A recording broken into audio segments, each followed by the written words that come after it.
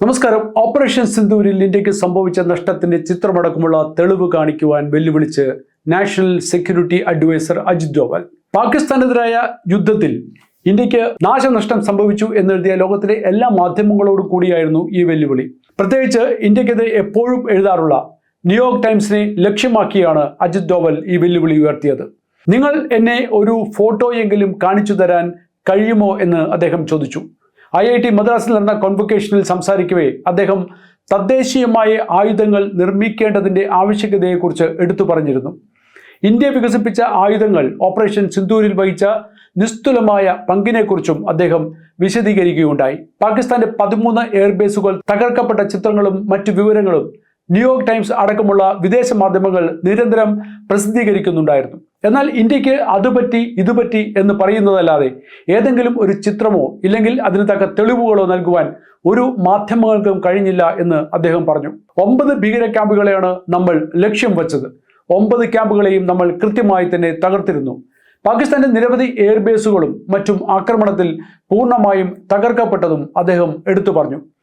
മാധ്യമങ്ങൾ ഇന്ത്യക്കെതിരെ വെറും കഥയുണ്ടാക്കിക്കൊണ്ട് ഇന്ത്യക്ക് നഷ്ടം സംഭവിച്ചു എന്ന് വരുത്തി തീർക്കുവാൻ ശ്രമിക്കുകയാണ്.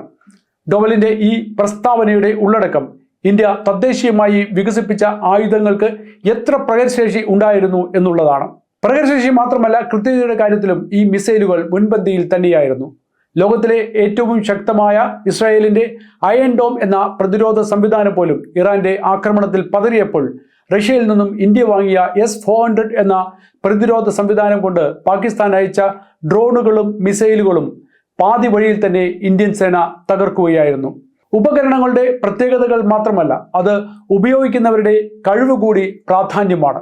ഇന്ത്യക്കെതിരെ നിരന്തരം ന്യൂസുകൾ കെട്ടിച്ചമയ്ക്കുന്ന വിദേശ മാധ്യമങ്ങൾ പലപ്പോഴും ഇത്തരം വഴിവിട്ട പ്രസ്താവനകൾ നടത്താറുണ്ട്.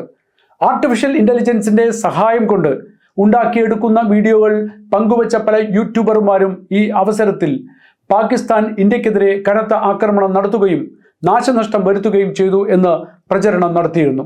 പാകിസ്ഥാന്റെ പ്രതിരോധ മന്ത്രി തന്നെ ഇന്ത്യക്ക് തിരിച്ചടി നേരിട്ടു എന്ന രീതിയിൽ ഉന്നയിച്ച ആരോപണങ്ങൾ പിന്നീട് അദ്ദേഹം സോഷ്യൽ മീഡിയയിൽ നിന്നും ലഭിച്ചതാണ് എന്ന് മാത്രമേ പറഞ്ഞിരുന്നുള്ളൂ. പക്ഷേ വിദേശ മാധ്യമങ്ങൾ പാകിസ്ഥാനേക്കാൾ കൂടുതൽ ആധികാരികമായി പാകിസ്ഥാൻ ഇന്ത്യയെ തിരിച്ചടിച്ചു എന്ന രീതിയിൽ വാർത്തകൾ പുറത്തുവിട്ടിരുന്നു. 2 കാര്യങ്ങളാണ് സുപ്രധാനമായിട്ടുള്ളത്.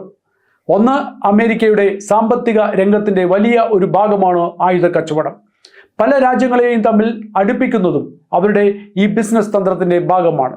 അമേരിക്കൻ ആയുധ വിപണി ആരെങ്കിലും കൈയടക്കിയാൽ ഇല്ലെങ്കിൽ ഒരു ഭാഗം അവർക്ക് നഷ്ടപ്പെട്ടാൽ അവരുടെ സമ്പദ് രംഗത്തെയാണ് അത് ബാധിക്കുന്നത്. ഇന്ത്യ പാകിസ്ഥാൻ യുദ്ധത്തിൽ അമേരിക്കൻ യുദ്ധവിമാനങ്ങൾ വീണതും ഇന്ത്യ അവരെ വീഴ്ത്തിയതും ഏറെ ചർച്ച ചെയ്യപ്പെട്ടിരുന്നു.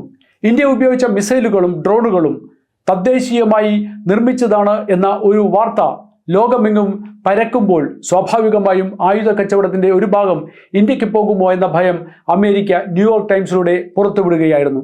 ഇന്ത്യയുടെ നേട്ടം പുറത്തു കാണിച്ചാൽ അമേരിക്കയുടെ ആയുധ ബിസിനസ് ഇന്ത്യയിലേക്ക് പോകുമോ എന്നുള്ള ഭയവും അവരുടെ വാർത്തകൾക്ക് അടിസ്ഥാനമാകാം. യുദ്ധം ഇന്ത്യൻ നിർമ്മിത ആയുധങ്ങളുടെ കനത്ത പ്രഹരശേഷിയെ തെളിയിച്ചതുകൊണ്ട് നിരവധി രാജ്യങ്ങൾ ഇന്ത്യൻ നിർമ്മിത യുദ്ധ സാമഗ്രികൾ വാങ്ങുവാൻ മുന്നോട്ട് വരുന്നുണ്ട്. അത് പേടിച്ചിട്ടാണ് ഇന്ത്യൻ നിർമ്മിതികൾ നിലവാരമില്ലാത്തതാണ് എന്ന് കാണിക്കുവാൻ ന്യൂയോർക്ക് ടൈംസിലൂടെ അമേരിക്ക അർത്ഥമില്ലാത്ത പ്രയത്നങ്ങൾ നടത്തി വരുന്നത്.